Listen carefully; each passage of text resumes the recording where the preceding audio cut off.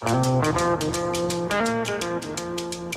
with that music, it means it's time now for Talk of the Bay, KUSQD's local public affairs program covering issues of interest to people on the Central Coast and everywhere around the world, actually.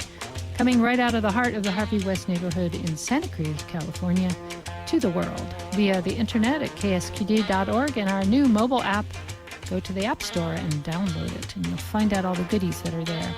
We have a special show for you. I often say that, but today is particularly special in the sense that I have a wonderful guest for you. Our first guest is Gary Griggs. He's a wonderful professor of earth sciences from UC Santa Cruz in his 57th year at the university. By God. That's staying power. And he's taught so many amazing students that they're all over the world practicing amazing science.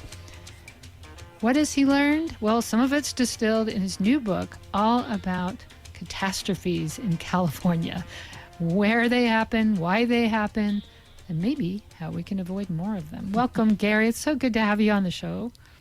Thanks, Rachel. It's been a long time, so it's nice to be back here in the studio.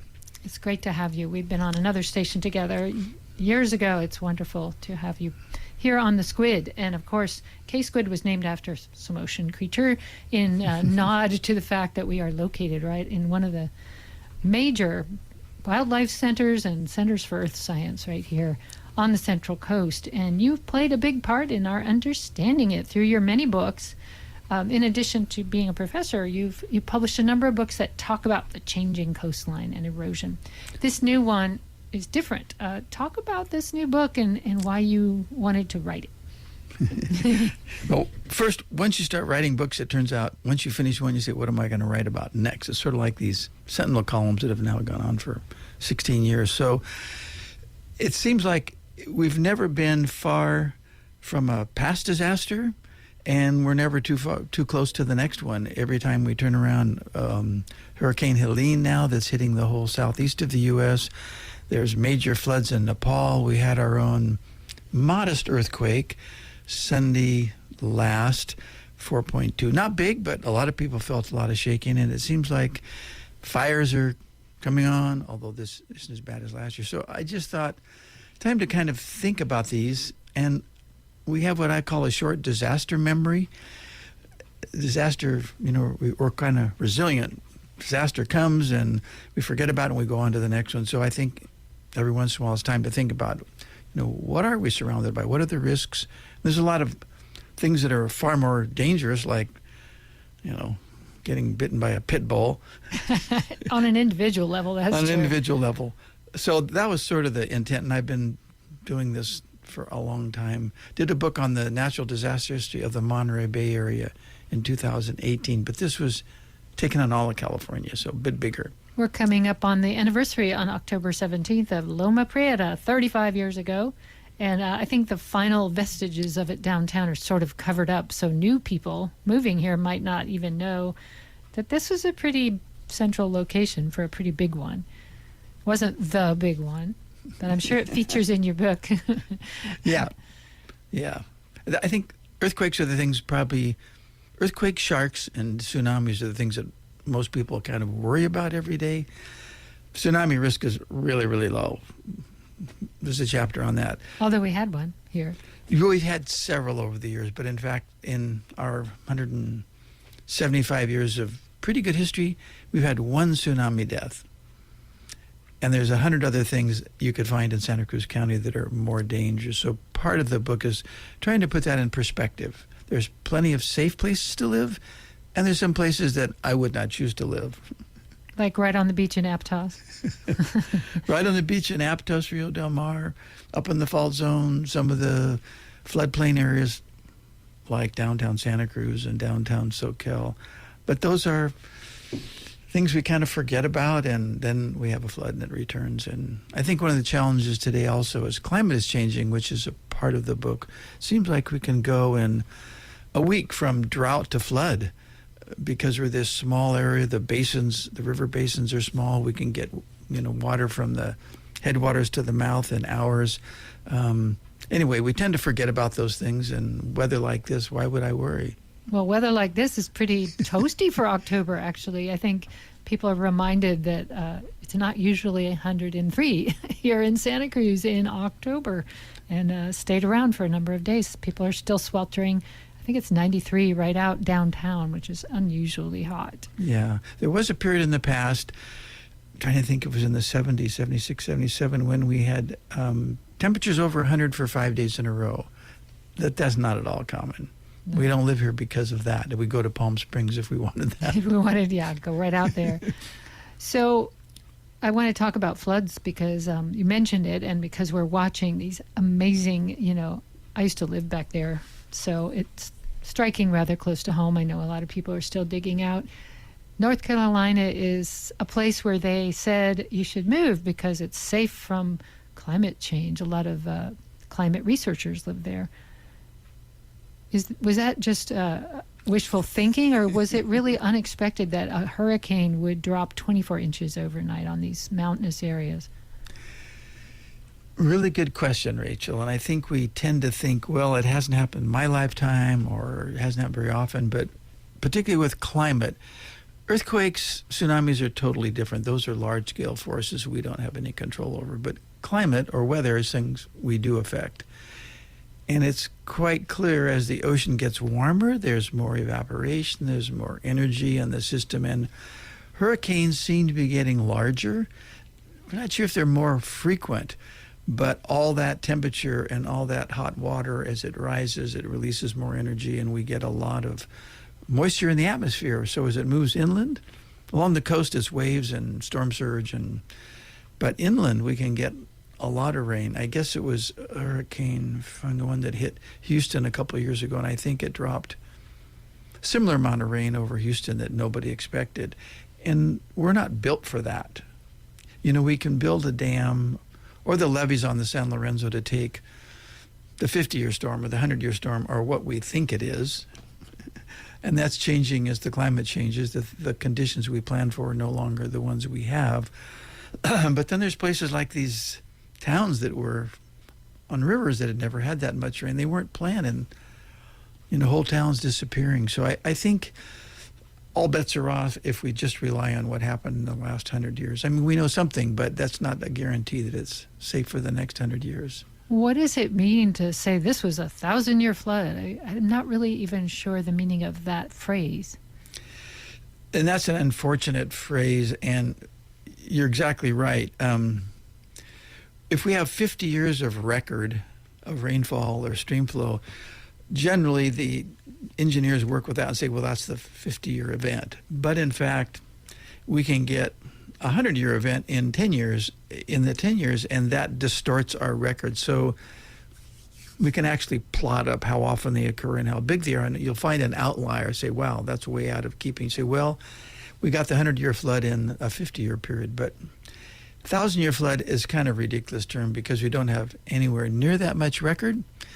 And it's really confusing to people because think, well, it's never going to happen again. So we've had, quote, the 100-year flood 2 years in a row.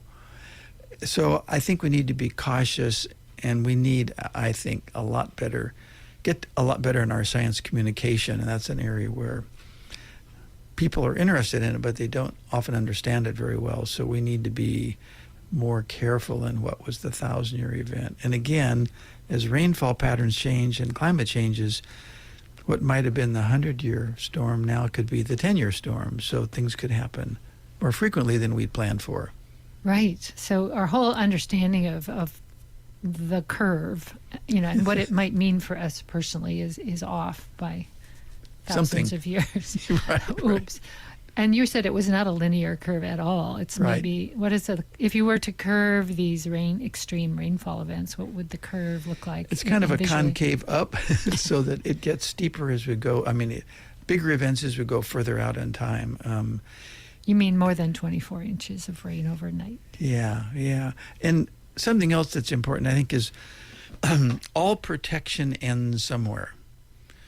We can build a dam to hold what we think is the 100 or the 200-year flood. And you remember when John Laird was Secretary of Resources, we had the dam where it overtopped. Ah, yes. It was near Auburn. I think. Yeah. Started with an O. Oroville. Oroville Dam. There we go. Exactly. Thank you. It overtopped. The spillway failed, and they had to start letting water out over the top of the dam. So we planned for what we think, and the river downtown and the levees are not up to what they might be, but we can't afford to build for the 1,000-year storm. We don't even know what it is. So we, as engineers, figure out what's reasonable, what can we afford. It's like when we build storm drains in streets, we don't plan for the 100-year flood. We plan for the 5-year event, and the sidewalks get wet every couple of years. So it's a challenge to balance, say, an event that might only occur every 200 years with all the other things we need to pay for. And we're dealing with this now along the coast of Northern California to Vancouver Island, this Cascadia subduction zone, which we now is a major collision zone, that we've had these 9-point magnitude earthquakes every 300 to 500 years. And the last one was, we know, 324 years ago. So it could be tomorrow. We're going to have a huge earthquake and a major tsunami. It might be in 100 years. So how do you deal with that? That's a good question. How do you deal with that? Because if you made us resilient to the worst case scenario, you would have these tunnels where the rivers went through and these bridges that were arching hundreds of feet above the river, and no houses anywhere near rivers, I suppose, and people building nowhere near the coastline. You'd have a massive retreat, which may be what happens anyway. I heard a guy in Florida say, okay, third time around, I'm out. I'm just not going to rebuild this. They're learning, even though they don't believe in climate change. Yeah, but still, they do believe in you can't afford to rebuild again because of insurance, and that's a whole different thing that we've covered here and probably won't talk about too much, but it's real, and it might be the reason people give up, although as a mountain dweller, I'm loath to say the word giving up because they can't take me out of here. But let's stay for a moment with floods, and then we'll go to fires and earthquakes. Hey, everybody, it's the Trifecta of Disaster show. Flooding is something that the Pajaro community experienced firsthand, and we learned that it was not a value-neutral decision to not build that side of the levee, but they thought that the real estate was less valuable over there, even though there are plenty of people living there. What do you make of that kind of thinking where, the federal government has money for levees, but they just strictly look at it as a financial decision? That's a tough one. And those poor people, they've suffered for a long time. Once you build on the floodplain, it's just a matter of time until the levees will be overtopped. Because as you said, we can't afford to build levees to, hold back. So there's always this, priority in politics and which state gets the money. And when the president came out, he went to a restaurant in Capitola. Had better visuals. Exactly. Yeah, that was interesting, wasn't it? He didn't go to Pajaro. Yeah, which would have been, because we do have this, all of a sudden, justice and equality and so forth are becoming something we didn't think about in the past. And now we realize there's a lot of disenfranchised people that aren't getting their share and aren't getting what they need. On a limited budget, what does the city do? What's the county do? What does the state do? But I think you asked a really good question. And in eastern Kentucky, the same thing happened a couple years ago where the poorest people have to live right near the river because it's cheaper land, and they're in the least stable housing. They're in trailers, so those get washed down the stream. So you mentioned earthquakes and the subduction zone. I mentioned it earlier that we are heading for 35 years. One of the perplexing things that maybe you can help listeners and me understand, Gary Griggs, is when they say, well, the last big one was more than 30 years ago and we're overdue. I heard that's actually doesn't work that way, that tension builds to the point where it has to happen in this time frame, that it's just not like that. It's not like a rubber band that snaps. Can you help me understand and listeners what really is going on with these earthquake faults that we haven't had a huge one, even a small one. That one was 4.2. Right. The Earth is very complicated. And what we do know is the Earth is broken up into these 7 large and a number of smaller plates that are moving around relative to one another. And strain builds up to a point, and the rocks can't hold it any longer, and they will fail. But down near Partfield on the central San Andreas, they had a magnitude 6 earthquake every 20 years. and they thought the last one was in 66, and said, we're going to monitor the heck out of this, and we're going to drill holes and monitor chemicals. And they got down there, and they waited, and they waited, and they waited, and it was 15 more years.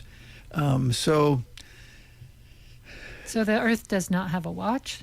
It doesn't have a watch. Things can Calendar. change, fluids on the subsurface, which affect the, resistance of the rocks to failure. So we think about there's going to be one big one. Well, we're going to have big ones forever just because the plates are moving around forever. We've had them for billions of years. So the highest likelihood earthquake in the Bay Area is the Hayward Fault that runs right through the Berkeley Memorial Stadium. And one of the things we've done, because our historic record goes back maybe to the 1850s or so, but is the 1850s to now a representative period, or is it low seismicity or high seismicity? So what we can do now as geologists, we've actually trenched across the fault and then looked at the soil layers and others in the subsurface, which we can date in some cases, and see how many times they've been displaced in how many years. So in the Hayward Fault, they found about every 140 years.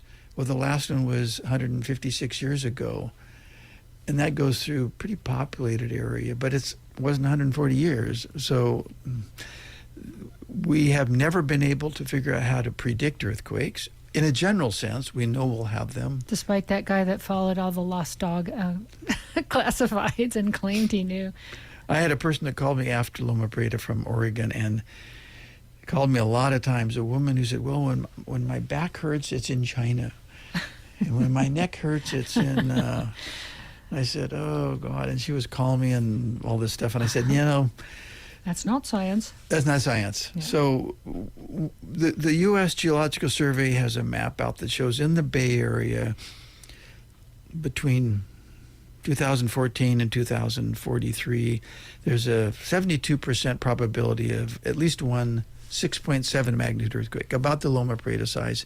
And we're now a third of the way into that window. So Hayward Fault, not so much here because it failed in 1989. But, if you live in Hayward, you might want to, or Berkeley. We could have the Greek theater turn into like an old Colosseum with ruins overnight. There you go. Yeah. I You would just be never sad know. about that. Yeah, you don't. And there's really you can be prepared, but you can't predict, which sounds like the take home.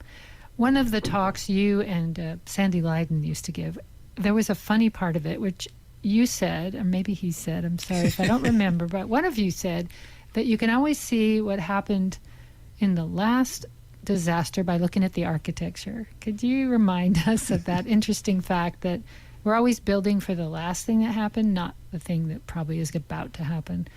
What's the logic there, if there is any? Well, actually, each earthquake we learn something. In San Fernando in 1969 or 71, we thought when an earthquake waves go through the ground, we can actually measure the acceleration, how fast the ground moves, kind of a snap. And they never thought that we think about that in terms of G, gravitational acceleration, 32 feet per second squared. Nobody ever thought we'd exceed 1G. The snap wouldn't be that great. So we built a lot of freeways where we just set the overpasses down on these abutments. And those came up and then came down, and freeways failed. So now we have these signs that said freeway retrofit. We've tied these down with cables. They found a place in the Sylmar fire station where the firefighter was standing in the doorway of the garage of the fire station. There was I don't know what a fire truck weighs, 15 tons. And they watched this thing leave the ground, and it left a skid mark from the tire like 4 feet off the ground. They said, yeah. So now we have to tie down everything. Wow. In Loma Prieta, we discovered the way we build houses. We build a perimeter foundation. We put foundation bolts in. We put a mud sill down. Then we would just toenail joists onto that. Those just ripped off. The houses ripped off the foundation. So now there's much stronger ties to the concrete and to the frame than we ever had. So, but the problem is each time we get an event like that, people die and so forth and so on. But in general, in Loma Prieta, 66 people died. Most of them were in a freeway collapse in Oakland, 5 in Santa Cruz County. Not a single person died in a single family home. So our construction has gotten a lot better.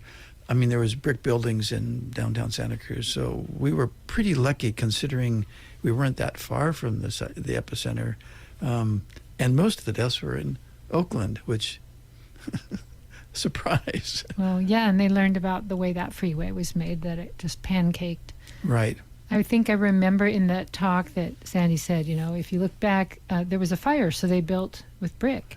And then there was an earthquake, which knocked down the brick, so they built, with wood. And then there was another fire, and then there was a flood, and then they built up high, but then it got knocked down because it was too high for an earthquake. So you get these, I don't know if you can build for all three of those threats all at once and still have a reasonably stable building you can live in, but I think you made the point that we're improving each time, so we know more. Single family dwellings with wood, we can make that pretty solid. But you're right, downtown Santa Cruz went through bricks and wood and fires and floods and so forth, and now they're building some really tall buildings. And I was just going to mention that those tall skyscrapers, aren't those in mud, like in liquefaction action kinds of zones? There's liquefaction potential for sure, and I see there's steel girders going up, and I only can assume that they've dealt with that by going down deep enough or sort of pre-consolidating the sand. And one of the things to keep in mind is that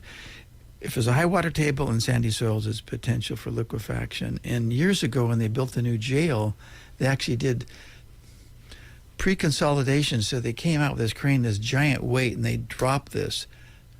And people in the neighborhood were saying, our windows are breaking.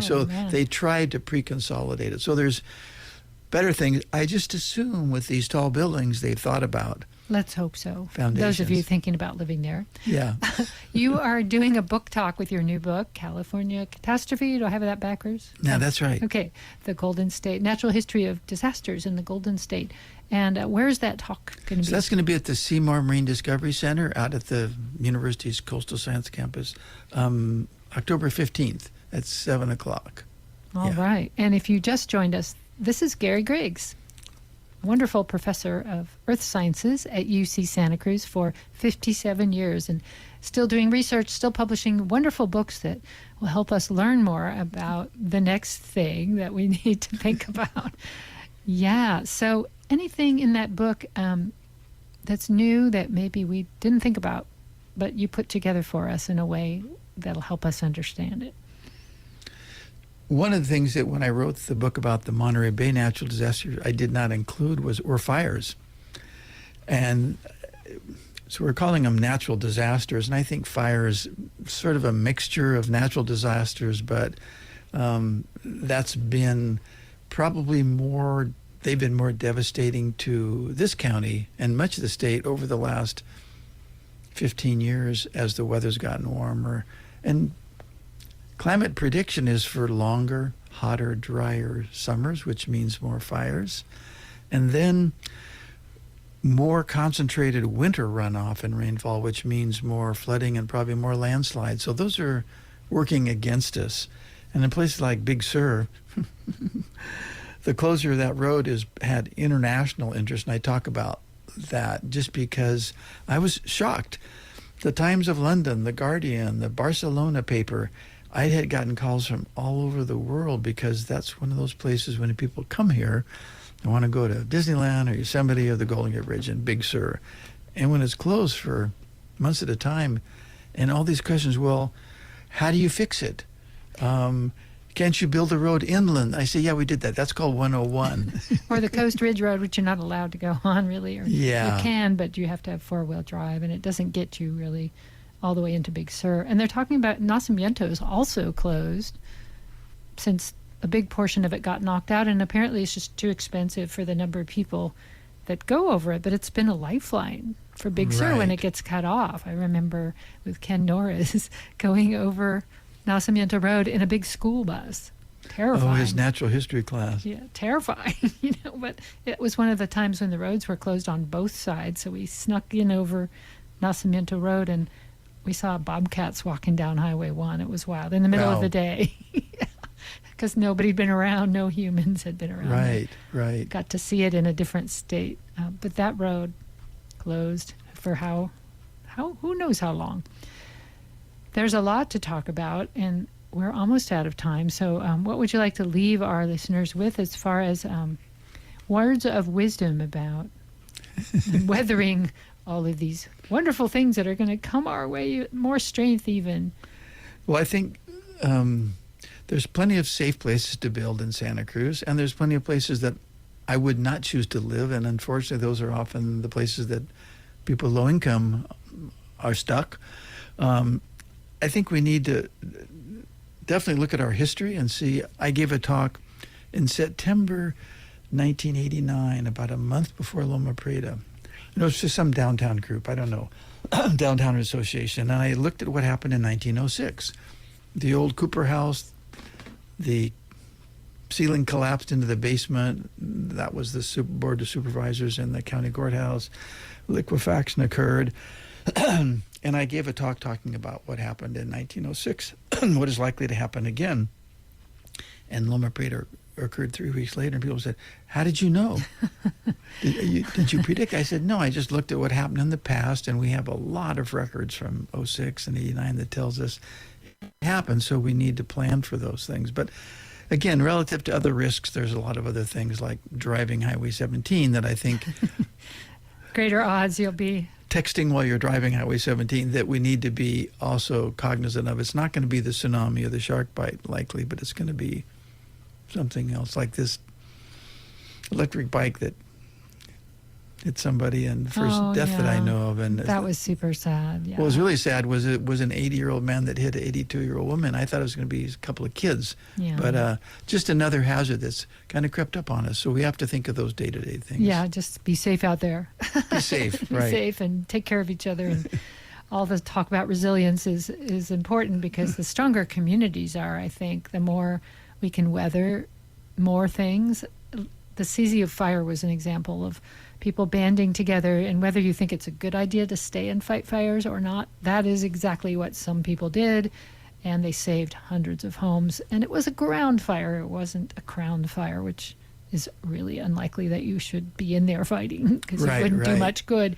But in that case, and in the aftermath, people really came together and did what they could. And it's what I've seen again and again in this community. When things go wrong, people get together and try to make them right. That's what they're doing in North Carolina.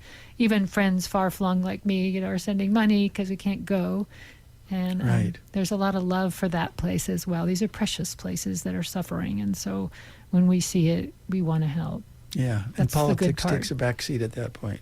Yeah, but preventing further damage to the climate would be a really good thing too. That's something we didn't talk about, but stopping burning fossil fuels and methane release would be important to get a handle on, so we don't just keep, that curve doesn't just keep going up. Right. It probably will in our lifetimes, but I'm hoping in the lifetimes of our kids or their kids that it'll go the other way. Exactly. Yeah. Gary Griggs, thank you for coming by K-Squid. It's been a great honor. I hope you'll come back again. Thank you, Rachel. It's been a pleasure.